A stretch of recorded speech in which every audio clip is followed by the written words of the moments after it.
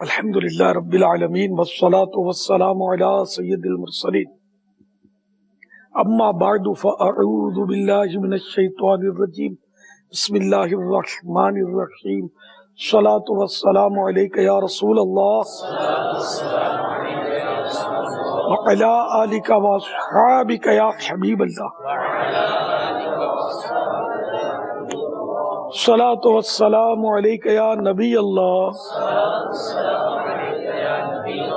وعلی آلک واصحابک یا نور اللہ. السلام علیکم. وعلیکم السلام. سوال یہ تھا کہ میں گورنمنٹ جاب کرتا ہوں نا، تو کہنا یہ تھا کہ ہم صبح کبھی لیٹ ہوتے ہیں آدھا گھنٹہ. اس کی وجہ یہ ہم رکھتے ہیں ذہنوں میں کہ ہم جو ہے شام کے وقت تقریباً آئی ٹی ڈپارٹمنٹ ایسا ہوتا ہے کہ اس کی R&D کرنے میں اور چیزوں کو دیکھنے میں ہمیں وقت لگتا ہے، تو ہمارا کوئی فکس ٹائم نہیں ہوتا. ہم کبھی 2 گھنٹے بھی لیٹ ہو جاتے ہیں جس کا ہمیں کوئی اوور ٹائم نہیں لے رہے ہوتے، لیکن ہمیں رکنا ہوتا ہے کیونکہ ہمارا کام ہوتا ہے، ہماری ذمہ داری میں آتا ہے، تو ہم وہ کر رہے ہوتے ہیں اپنے پورے ٹائم سے باہر بھی. تو جو صبح ہم لیٹ آتے ہیں اس میں اس کی مطلب برابر ہو جاتی ہے بات، یا اس کا بھی ہمیں ٹائم کے مطابق کفارہ ہے ادا کرنا ضروری ہے؟ یہ اس طرح کی رعایت اپنے طور پر نکال لینے کی تو اجازت سمجھ میں نہیں آتی. ڈیوٹی جتنے ٹائم بجے شروع ہوگی نا، اور عرف جو 5-10 منٹ کی جو بھی رعایت ہو، اس کے علاوہ تو اگر آدھا گھنٹہ یا 1 گھنٹہ لیٹ جائے گا تو وہ تو کٹوتی تو کروانی پڑے گی نا، توبہ بھی کرنی ہوگی. تو یہ اپنے طور پر مسئلہ حل نہ کیا جائے، علماء سے ہی پوچھا جائے. اور گورنمنٹ کا بھی ایسا ہی ہوتا ہے کہ معاف کون کرے گا، بلکہ گورنمنٹ جاب آپ کو اکثریت ہو سکتا ہے یہ ایسی ملے گی کہ گورنمنٹ جاب اسی لیے کرتی ہوگی کہ یار کوئی پوچھنے والا نہیں ہوتا. حالانکہ ڈرنا اللہ سے چاہیے. صلو علی الحبیب صلی اللہ تعالی علی محمد. محمد وقاص بخاری IT مجلس. مدنی چینل پر جب بیانات ہوتے ہیں تو اسلامی بہنیں اس بدنگاہی سے کیسے بچیں گی؟ اسلامی بہنوں کا مسئلہ یہ ہے کہ اگر کسی مرد کو دیکھ کر اس کو شہوت آتی ہے تب تو دیکھنا جائز نہیں ہے، بلکہ اس کا شبہ بھی ہو تب بھی نہ دیکھے بچے. اور اگر ایسا کچھ نہیں ہوتا تو دیکھنے میں حرج نہیں. بدنگاہی اس کو نہیں کہیں گے. ایک عرض اور تھی کہ مسجد انتظامیہ جو نگرانوں سے بدظن ہوتی ہیں یا بدگمان ہوتے ہیں، تو ان کو اس بدگمانی اور اس بدظنی سے کیسے بچایا جائے؟ ہر نماز پہلی صف میں پڑھی جائے جبکہ یہ محلے میں ہوتے ہوں، پابندی سے. مسجد کی صفائی کا خیال رکھا جائے، بے جا ان پر تنقید نہ کی جائے، اور جہاں ان کی غلطی ہو وہاں خوب غور کر لے کہ اگر ظن غالب ہے کہ بتاؤں گا تو یہ مان جائے گا، اور وہ غلطی ایسی ہو کہ شرعی غلطی ہو. آپ کی تصنیف ہے گھریلو علاج، اس میں رات جاگنے کے حوالے سے کچھ نقصانات آپ نے تحریر فرمائے ہیں، تو آپ سے عرض یہ کہ کیا وہ مطلقاً ہے یا کوئی خاص صورت ہے رات جاگنے کی؟ رات کی جاب کرنے والے، ڈیوٹی کرنے والے رات جاگتے ہیں، تو اسی طرح نیک محافل میں جو ہم جاگتے ہیں یا ڈیوٹی کرتے ہیں تو کیا وہ نقصانات اس صورت میں بھی ملیں گے؟ تو اس کے متعلق کچھ ارشاد فرما دیجیے. یہ جو طبی اصول ہیں یہ سب کے لیے، آپ کے لیے بھی ہیں، میرے لیے بھی ہیں، تو یہ طبی اصول ہوتے ہیں. اب جو اللہ کے نیک بندے رت جگہ کرتے ہیں وہ رات کو بھی نہیں سوتے، دن کو بھی نہیں سوتے. ایسے بھی بزرگ ہوئے جو برسوں تک نہیں سوتے تھے. تو وہ ایک قدرتی ایک روحانیت ہوتی تھی جو ان کو طباً نقصان نہیں ہوتا تھا. ہم ذرا ان میں سے نہیں ہیں. تو ہم جب رات جاگیں اور دن نہ سوئیں تو جن کو تجربہ ہوگا بتائیں گے کیفیت کیا ہوتی ہے. جس دن رات کو بھی جاگیں اور دن کو بھی سونے کا موقع نہ ملے تو چلو ایک دن کو گزار لیتا ہوگا، سخت جان قسم کا ہوتا ہوگا، دوسرے دن کیا کرے گا؟ تو اب بولے کہ بھائی یہ رات کو عبادت کرتا تھا اس لیے دوسرے دن بھی سونے کا موقع نہ ملا، وہ تربیتی اجتماع چل رہا تھا. تو تربیتی اجتماع کو 12 گھنٹے تو نہیں چلتا، اس کی باقاعدہ میں آرام کا تو وقفہ ملتا ہے. اب آرام کے وقفے میں اگر یہ گپے مارتا ہے تو اب یہ عبادت تو نہیں ہے اس کی. یا اگر کوئی مصروفیت نکالتا تو اس کو نہیں نکالنی چاہیے کہ اس کے بدن کا بھی اس پر حق تھا. تو طبی اصول جو جنہوں نے وضع کیے. اب یہ الگ بات ہے کہ اس میں یہ مستثنیات ہوتی ہیں کہ بعض ایسے ہوتے ہیں جس کو 10-15 منٹ وہ آرام کر لیں تو فریش ہو جاتے ہیں، بعضوں کو گھنٹوں تک پڑے رہتے ہیں، 10 گھنٹے سو جائیں فریش نہیں ہوتے. تو یہ اپنی جسمانی ساخت ہوتی ہے ہر ایک کی، اس پر ہوتا ہے کبھی 2-3 گھنٹوں میں. لیکن یہ کہ احیاء العلوم میں 8 گھنٹے کا لکھا ہے، نارمل ایک عام آدمی کے لیے سونے کا 8 گھنٹے، اور قوت القلوب میں بھی 8 گھنٹے غالباً مستحب لکھا ہے سونا ایک عام آدمی کے لیے. اب وہ بزرگان دین جو راتیں جاگنا، دن کو روزے رکھنا، عبادتیں کرنا، اپنے سارے مشاغل جاری رکھنا، یہ ان کا اپنا حساب تھا. ہم اگر رات جاگتے ہیں عبادت کے لیے اور فرضوں میں کوتاہی ہو جاتی ہے تو رات جاگنا یہ ہمارا کوئی عبادت نہیں ہے، کار ثواب نہیں ہے. ہم کو رات سونا پڑے گا، اور عبادت پر قوت حاصل کرنے کے لیے رات کو سونا ہی افضل. اسی طرح جو نفل روزے رکھے اور اب فرائض میں سنتوں میں کوتاہیاں ہو رہی ہیں اس کی، تو اب اس کو نفل روزے رکھنے کی اجازت نہیں ہے. اب یہ نفل روزے نہ رکھے، کھائے پیے، اور جو فرض واجبات سنن موقدات جو ہیں ان سب کو بجا لائے. وہ تو جس کے مستحبات میں کوتاہیاں نہ ہوتی ہوں، غیر موقدہ بھی نہ چھوٹتی ہوں، اور روزہ رکھنے کے باوجود وہ جو اس کے دینی مشاغل ہیں، اخروی مشاغل ہیں، وہ سب برقرار رہتے ہوں، تب وہ نفل روزے بھلے رکھے. یہ ہے نفل روزے، ان کے لیے یہ فضیلت اور عبادت. تو وہ جو ہمارے بزرگان دین جو گزرے نا، وہ رات کی عبادت اور دن کو روزے وہ اس طرح کے ہوتے تھے. ہم تو روزہ رکھتے ہیں تو ڈھیلے پڑ جاتے ہیں، نمازیں نہیں پڑھی جاتی. ایسوں کے لیے یہ افضل نہیں رہیں گے روزے.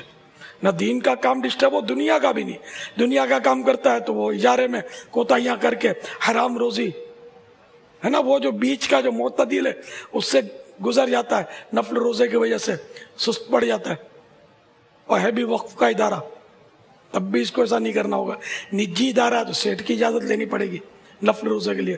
بھلے 15 شعبان کا روزہ ہو، 27 رجب کا روزہ ہو، کوئی سا بھی روزہ ہو، عاشورے کا روزہ ہو. فرائض کو اولویت ہے نا، اولویت ہی نہیں تاکید ہے نا اس کی. تو یہ فرق ذہن میں رہنا چاہیے. ہاں فرض روزے کی وجہ سے ڈھیلا پڑ جاتا ہے تو بھلے ڈھیلا پڑ جائے، فرض روزے معاف نہیں ہوں گے، وہ رکھنے ہی ہوں گے.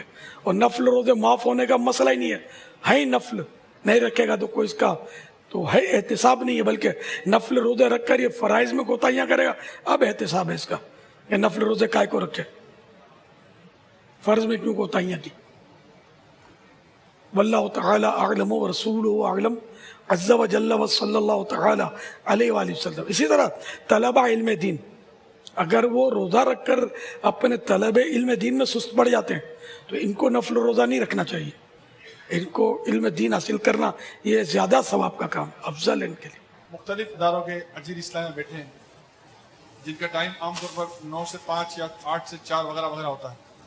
اس تعلق جو سوال یہ ہے پاپا کہ آیا وہ اجیر اسلام ہے سوئے کب کہ جب اٹھے تو اس کی طبیعت میں ایسا نشاط ہو تاکہ وہ اپنے 8 گھنٹے یا 9 گھنٹے یا 10 گھنٹے جو بھی اس کے ٹائمنگ ہے اس میں وہ اپنا کام معتدل صورت میں کر سکے. کیونکہ دکھایا جاتا ہے کہ جو اس طرح کے جو لوگ ہوتے ہیں عام طور پر سوتے جلدی نہیں ہیں، مطلب رات کو 2 بجے سو رہے ہیں، 3 بجے سو رہے ہیں. اس صورت میں ان کی طبیعت میں صبح کو نشاط نہیں ہوتا، برابر وہ فریش نہیں ہوتے. تو اب ان کا معتدل صورت میں کام کرنا جو بھی ان کی ذمہ داری ہے یہ پورا نہیں ہوتا. تو آیا کوئی اجیر پر ایسا بھی حکم ہے، واجب ہے، لازم ہے کہ وہ رات کو سوئے بھی جلدی تاکہ صبح نشاط پائے اور اپنے فجر فرائض کے معاملات پورے کر کے پھر آرام تو آرام ورنہ کام کر سکے؟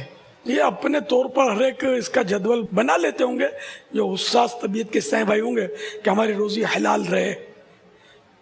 یا جہاں سختی ہوتی ہوگی، باس پورس ہوتی ہوگی کہ اتنا کام کیوں کم ہوا، تو وہاں یہ لوگ کر لیتے ہوں گے. عشاء کی نماز کے بعد 2 گھنٹے مدنی کام کرنے کے بعد اگر سائیں بھائی سو جائے نا تو میں سمجھتا ہوں کہ نیند پوری ہو سکتی ہے، اتنا مشکل نہیں ہے. فجر کی نماز پڑھ کے بھی تھوڑا بہت ریسٹ مل سکتا ہے، خود ہی اپنا وہ رستہ نکال سکتے ہیں. صلو علی الحبیب صلی اللہ علیہ وسلم. بعض لوگ پورا سلام نہیں کرتے، آپ سلام کرنے کا صحیح طریقہ ارشاد فرما دیں۔ اب جیسے ایک نے کہا السلام علیکم ورحمۃ اللہ، تو میں کئی بار امر بالمعروف کرتا ہوں، لیکن مجھے بعض اوقات یوں مایوسی ہوتی ہے کہ یار مجھے یہ ورحمۃ اللہ بھی کہا، دوسرے کو السلام علیکم، اس وقت میں کہاں ہوتا ہوں؟ تو میرے سامنے تو بڑے تکلف سے نکالتے ہو گے، کیا یہ پیچھے سے تو خدا جانے کیا کرتے ہوں گے، کیا سلام کرتے ہوں گے، کیا جواب دیتے ہوں گے، تو پھر وہ میں چپ ہو جاتا ہوں، کیا یار۔ تو یہ میرا تجربہ اس لیے عرض کر رہا ہوں کہ جیسے کسی کو سلام رٹایا نا، غلط سلام کو کرتا تھا، تو میں نے دیکھا کہ میرے سامنے یہ آتے تھے تو میں یہ میرے سامنے یوں کر رہا ہے بیچارہ عزت اس کی، تو پیچھے سے کیا کرتا ہوگا یہ۔ اصل اندر کا سویا ہوا ہے، اندر نہیں دھل رہا ہے، ہم ادھر سے دھو رہے ہیں، کریک ہے کریک۔ ادھر سے دھونے والے کو لوگ کریک ہی بولیں گے، پاگل بولیں گے، یار اندر سے کھاتا ہے یا باہر سے چاٹتا ہے؟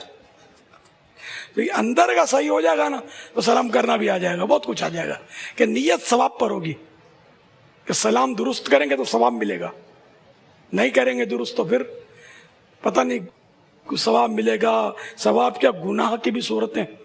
سلام پتہ کس کا نام ہے؟ کون بتائے گا؟ یہ بھی سب کو نہیں پتا، تھوڑوں کو پتا ہے۔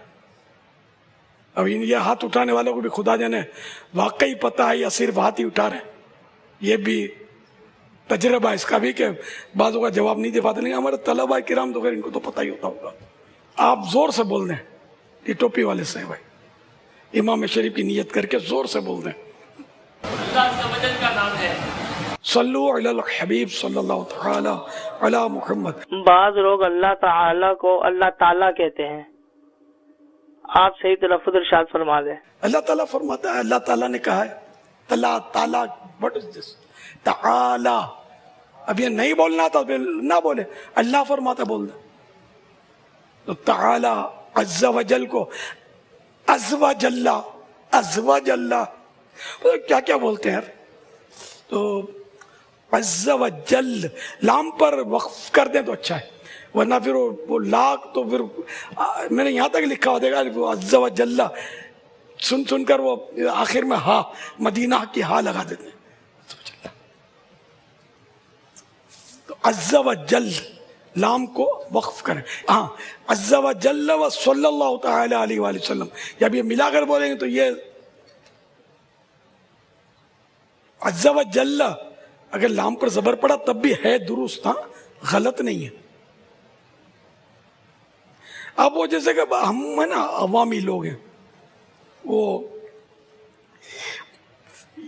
یا رسول اللہ، اس میں درود شریف کیا پڑھیں گے بعد میں؟ صلی اللہ، زور سے ایک ایک ایک بولے، صلی اللہ تعالی علیہ وآلہ وسلم، یہ پڑھتے ہیں نا ہم لوگ، تو وہ پہلے کسی نے یا رسول اللہ صلی اللہ تعالی علیہ وسلم یہ بولنا شروع کیا، اب مرد کے بچوں نے کیا کیا، لا الہ الا اللہ محمد رسول اللہ صلی اللہ تعالی علیہ وسلم، میں بولا مرے گئے بھائی، اب گئے کام سے، میری یہ حکمت بھی سب کی سمجھ میں نہیں آئی ہوگی، آپ کی آ گئی، کیا شان ہے آپ کی،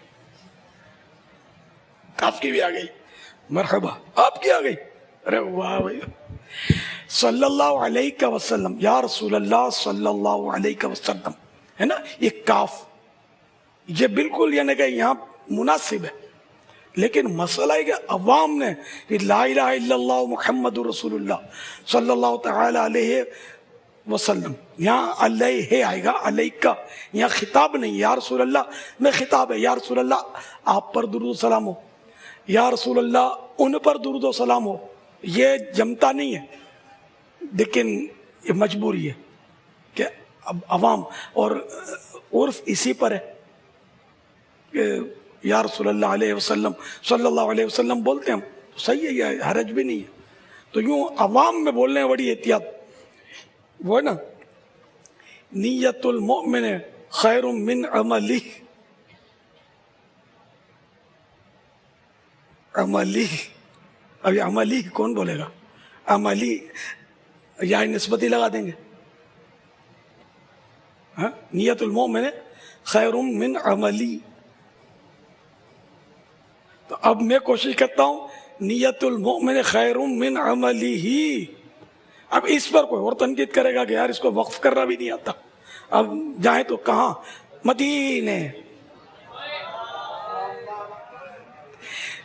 व अलैकुमुस्सलाम व रहमतुल्लाहि व बरकातुहू। ये बोलता रहा खुद ही एहसास जागता रहा कि मैं बरकातुहू बोलता हूं, ये कौम हा को खत्म कर देगी, ता को पेश पड़ेगी। ऐसे ही होता होगा। तो आप कभी कभी वो व अलैकुमुस्सलाम व रहमतुल्लाहि व बरकातुहू बोलता हूं, ताकि ये भी वक्फ करके पूरा हा खत्म ना कर दें। इस तरह के इतने चुटकुले ये करती है हमारी कौम कि जिसकी इंतहा नहीं। सबके तरबियती कोर्स होने चाहिए। अल्लाह भी सिखाना पड़ेगा कैसे बोलते हैं। अल्लाह अल्लाह अल्लाह। खैर अगर पुर नहीं भी पढ़ा तो चल जाएगा, लेकिन हा तो बोलना पड़ेगा। अल्लाह, व्हाट इज दिस? हा, अल्लाह अल्लाह अल्लाह अल्लाह। तो इस पर फिर मैंने ये भी चलाया था, अल्लाहु अल्लाह अल्लाहु अल्लाह अल्लाहु अल्लाह, ताकि ये हा तो फिर आखिरी हा एक बार तो हा संभल जाएगा, दूसरी बार का हा फिर। तो इसके लिए सबके लिए मश्क जरूरी है। अस्सलातु वस्सलामु अलैका या रसूलल्लाह व अला आलिका। ये इतना राइज था हमारे मदनी माहौल में, वो कितनों को समझा कर बोल बोल के मैंने बुलाया है। अब भी बोलते होंगे वाला आले का, तो ताज्जुब नहीं है। अब ये तो जरा हम एक दूसरे को समझाते हैं, इस तरह बहनों का क्या होता होगा, बिचारियों का, इनको कौन समझाएगा, इनको कौन सिखाएगा? अब तो इस तरह भाई जो हैं, इनकी बहनें मुबल्लिगात या बच्चों की अम्मी मुबल्लिगा हों, वो इनको समझाएं, इनके जरिए समझवाएं तो कुछ बात बने। बाकी तो बहरहाल ये कि जल्दबाजी में बहुत कुछ हो रहा है सहाबाए किराम को। अब मैं बोलूंगा, मेरे सामने एहतियात करेंगे पीछे से सहाबाए किराम। एक साहबी, हालांकि स्वाबी अगर मुतलकन स्वाबी बोला ना, स्वाबी के माना होता है बुत परस्त, लगे होते हैं बहार शरीयत को बहार शरीयत। चलो इसमें तो फिर भी अपने कोई मतलब है ना कि दिल को मना लें, ये सहाबी तुम्हारी इस्तिलाह है, शरई तौर पर भी। खैर अब जो जानबूझकर ऐसा नहीं करता उस पर क्या हुक्म लगाएंगे। तो जल्दबाजी में इतने सारे अल्फाज गलत बोल रहे हैं हमारे यहाँ, इतने बोल रहे होते कि जिसकी इंतहा नहीं, माना बिल्कुल चले जाते। और इमाम साहब भी हैं, नमाज पढ़ाएंगे जहरी जब होगी क़िराअत इशा या फजर, उसकी अपनी एहतियातें होंगी। सिर्री जो पढ़ते हैं जोहर असर में, उसकी पता नहीं कहाँ डंडी लगी जाती होगी।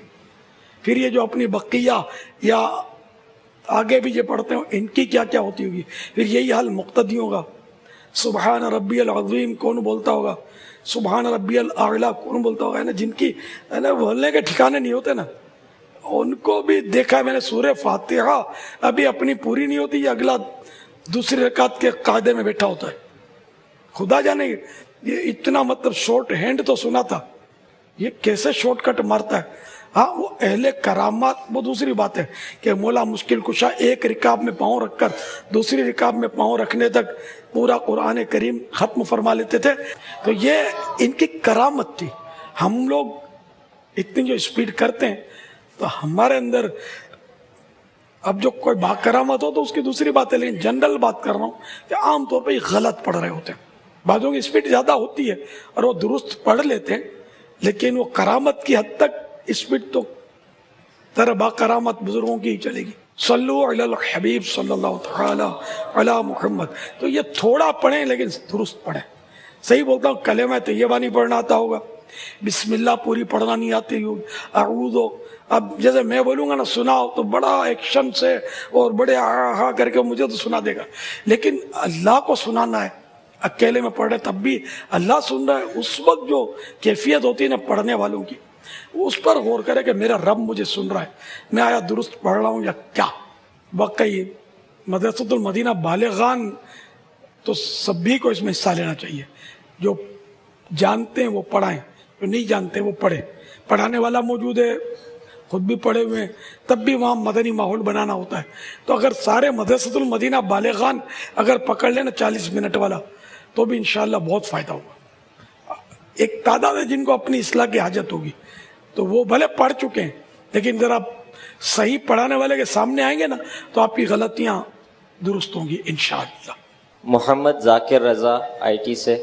جاب رول کے حوالے سے میں کچھ آپ سے سوال عرض کرنا چاہوں گا کہ ہمارا جو پرٹیکولر جو خاص جاب رول ہوتا ہے, جو ہم جاب کر رہے ہوتے ہیں, جس فیلڈ میں ہم کام کر رہے ہوتے ہیں, اس میں ایکسپرٹ لیول تک پہنچنا اور اس لیول پر پہنچ کر دعوت اسلامی کی خدمت کرنا کتنا ضروری ہے, کیونکہ ہم کئی سالوں سے ایک ہی جاب پوسٹ پر بیٹھے ہوتے ہیں, نہ ہمارا لیول بڑھ پا رہا ہوتا ہے اور نہ ہی ہم اپنی ایکسپرٹیز بڑھا پا رہے ہوتے ہیں, اور یہ کتنا ضروری ہے نمبر ایک. اور دوسرا یہ ہے کہ اس کو بڑھانے کے لیے وہ کیا کیا طریقہ کار ہوں گے جو اختیار کیے جائیں جس سے ہمارا ایکسپرٹیز لیول ہے اس پرٹیکولر جاب رول میں وہ بڑھ پائے.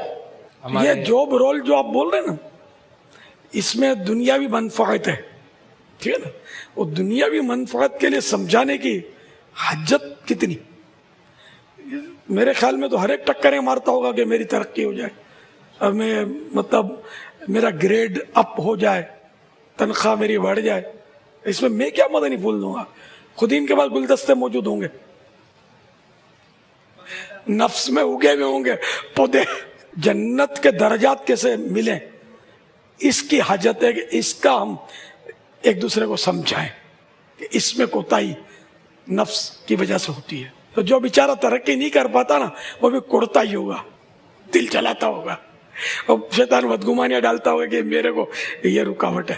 حضرت صاحب, بعض لوگ اپنی نوکری میں بزی ہوتے ہیں, مدنی کام کو ٹائم نہیں دے پاتے, تو کس طرح کی نوکری کی جائے؟ جواب ارشاد فرما دیں. مدنی کاموں کا وقت ملے, مدنی قافلوں میں سفر کا وقت ملے, ایسی نوکری کی جائے اور نوکری نہ کی جائے. تو واقعی مدنی قافلوں میں کوتاہی, اجتماع کی حاضری کی کوتاہی, اور صرف نوکری کی حد تک نوکری, یہ اکثریت شادی ہمارے یہاں اس طرح کی ہے. اس سے ان کی اپنی بھی ظاہر کہ آخرت کا جو نفع ہے اس کا نقصان ہوتا ہے. تو سارے حصہ بھائی وہ چاہیے کہ مدنی قافلہ پکڑ لینا ہر مہینے 3 دن, تب بھی ماشاءاللہ اجتماعات کا اور سب کا جذبہ ملتا رہے گا. تو یہ اسلامی بھائی ہر مہینے 3 دن کی نیت کر ڈالیں کہ اب انشاءاللہ ہر مہینے 3 دن مدنی قافلے میں سفر کریں گے انشاءاللہ. سارے کے سارے نیت, اگر نیت بنتی ہو تو, ہاں نہیں بنتی تو جھوٹ نہیں, گناہ ہوگا جھوٹ کریں گے تو کون کون نیت کرتا ہے؟ تیری وحشتوں سے اے دل مجھے کیوں نہ عار آئے, تو انہی سے دور بھاگے جنہیں تجھ پہ پیار آئے. آپ مدنی قافلوں میں سفر کرو گے تو دنیاوی اعتبار سے میرا کیا نفع, آپ کا آخرت کا نفع, میرا دل جلانے کا نفع, میں آپ کی بھلائی بھی ہے اس میں. اور اس وقت جو ضرورت ہے نا دنیا میں, اتنی بری حالت ہے دنیا میں, ان سب کو کون جا کر سنبھالے گا؟ ورنہ پھر وہ شیطان طرح طرح سے روپ بدل کر ایمان لوٹ رہا ہے, بالکل لوٹ رہا ہے. ہم صرف بے بسی کے ساتھ دیکھ سکتے ہیں, ہم کر کچھ نہیں سکتے, اتنی بری حالت ہے. تو آپ جب تک مدنی قافلوں کے مسافر نہیں بنیں گے, مدنی انعامات کے عامل نہیں بنیں گے, 12 روزہ مدنی کورس یا 41 روزہ یا 63 روزہ جو بھی اپنے یہ سب نہیں کریں گے, نماز کورس نہیں کریں گے, جب تک آپ کے اندر جذبہ بڑھے گا کیسے؟ ہفتہ وار سنتوں والا اجتماع, مدنی مذاکرہ, یہ سب جب نہیں کریں گے تو آپ کے اندر جذبہ بڑھے گا کیسے؟ اور جذبہ بڑھے گا نہیں تو یہ سب ہوگا کیسے؟ ہم دنیا بھر میں یہ ادھر تو ابھی بیٹھ کر زور سے انشاءاللہ بولیں گے مجھے اپنی اور ساری دنیا کے لوگوں کی اصلاح کی کوشش کرنی ہے انشاءاللہ. میں نے بھی رٹا ہوا بول دیا انشاءاللہ, آپ نے بھی رٹا ہوا کہہ دیا, ورنہ تو زور سے بولتے پہلے سے, وہ چوٹ نہ مارتا تمہیں. تو کیا کچھ اس کے لیے عملی اقدام بھی ہے کہ نہیں؟ سچی بات ہے, اگر یوں کام سست پڑتا جائے گا تو پھر آٹومیٹک ہمارے شعبوں میں کمزوریاں آتی رہیں گی. جیسے جامعات المدینہ والوں کو میں سمجھاتا رہتا ہوں کہ یار تم لوگ عطیات نہیں کرو گے اور یہ اسلامی رائے بھی ڈھیلے پڑ جائیں گے, آٹومیٹک تمہارے جامعات میں کمی آتی رہے گی. اور جتنا تم مالیات کو مضبوط کرو گے تمہارے جامعات المدینہ بڑھتے جائیں گے, تمہاری برادری میں اضافہ ہوگا, اور ہمارے مطلب مدنی اسلامی بھائیوں کا, علماء کا پروڈکشن ہوگا. اس کے لیے عطیات کمپلسری ہے, مدنی کام کمپلسری ہے کہ مدنی کام کریں گے تو اسلامی بھائی متاثر ہو کر جامعات المدینہ میں داخلہ لیں گے. اس طرح ہوتا ہے نا, اس طرح. تو آپ بھی کام کریں گے تو آپ کا اپنا شعبہ بھی مضبوط ہوگا, اور سب کچھ کرنا ہے رضا الہی کے لیے. اگر یار آپ ایسے سست ہیں کہ میں کیا کروں, اب مدنی قافلے میں تھوڑی سی تکلیف اٹھانے کے لیے آپ تیار نہیں ہیں, مہربانی کر کے اپنے حال پر رحم کریں, آپ کی دعوت اسلامی پر رحم کریں. اس کی جتنی نیک نامی ہوگی اتنا یہ ایمان بچاؤ تحریک, مسجد بھرو تحریک بھی ہے اور ایمان بچاؤ تحریک بھی ہے. اللہ کرے دل میں اتر جائے میری بات. ایک مسجد ہم نے بنائی دعوت اسلامی والوں نے, سوویٹو, یہ بلالی, ہمارے مسلمان ہیں وہ بلالی تو بانا جو افریقن ہوتے ہیں, بلیک ٹاؤن شپ کہلاتی ہے وہ, وہاں ہم نے دعوت اسلامی نے بنائی فیضان ابو اختار مسجد. جب وہ ہے بھاری اکثریت وہاں غیر مسلموں کی ہے, چند ایک الحمدللہ مسلمان ہوئے, اور اس میں دعوت اسلامی کا بڑا حصہ ہے. جس روز اس فیضان ابو اختار مسجد کا افتتاح ہوا ہے نا, جس روز ہوا ہے 55 غیر مسلم مسلمان ہوئے ایک رات میں, 55 غیر مسلم مسلمان ہوئے. اور جمعرات کو وہاں ہفتہ وار اجتماع شروع کیا, پہلے ہفتہ وار اجتماع میں غیر مسلم مسلمان ہو گیا. دعوت اسلامی کے اسلامی بھائی ساؤتھ افریقہ کے سفر میں تھے, میرا خیال ہے 2 ہفتے کے اندر 4 سے 5 غیر مسلموں نے ہمارے اسلامی بھائیوں کے کوششوں سے کلمہ پڑھ کر مسلمان ہو گئے. وہ یوں سمجھیے کہ چلتے چلتے ہمارے یو کے اسلامی بھائی وہاں آئے ہوئے تھے, وہ خود حیران تھے کہ اتنی مطلب کہ جلدی یہاں لوگ مسلمان ہوتے چلے جا رہے ہیں. تو ظاہر ہے کہ وہاں مدنی کام وہ کر سکیں گے جن کو یہاں مدنی کام کرنے کے بہت سارے تجربات ہوں گے. وہاں ہم نے انہیں مدنی کام کرنا, سکھانا اور کر کے دکھانا ہے, جس کا ہمیں یہاں تجربہ ہی نہیں ہوگا, ہم باہر جا کر کریں گے کیا؟ تو مسلمان بعضوں کا لوگ شخصیتوں کے ہاتھوں پر ہوتے ہیں, مگر دعوت اسلامی کو اللہ تعالیٰ نے یہ نعمت دی ہے کہ ہمارے عام مبلغین کے ہاتھوں پر غیر مسلم مسلمان ہو جاتے ہیں. چہرے دیکھ دیکھ کر قریب آتے ہیں. میں آپ کو حقیقت عرض کر رہا ہوں, چہرے دیکھ کر قریب آتے ہیں. پولیس والے نے راستے میں ہم کو روکا, پولیس والا وہ تعریف کرتے نہیں تھک رہا ہے, وہ پیپر ویپر لائسنس ویسے لگتا ہے سب بھول گیا, بس وہ چہرے دیکھتے رہ گئے ہمارے مبلغین کے جو اسلامی بھائی مطلب وہ بیٹھے ہوئے تھے. اتنی کشش ہے دعوت اسلامی کے مدنی حلیے میں اور ماشاءاللہ دعوت اسلامی کے مبلغین میں, بس مدنی کام کرنے کی دیر ہے. آپ یہاں مدنی کام کرنے پر بھرپور توجہ دیں اور خوب اپنا حصہ ملائیں مدنی کاموں میں, مہربانی کریں پلیز. رحم آتا ہے کچھ ہم لوگوں پر یار, ہر مہینے 3 دن مدنی قافلے کی سب کرو نا یار, دل سے نیت ماشاءاللہ سب نے اب, ہاں ہر مہینے 3 دن سفر کرنا ہے انشاءاللہ. جزاکم اللہ. صلو علی الحبیب صلی اللہ تعالی علی محمد.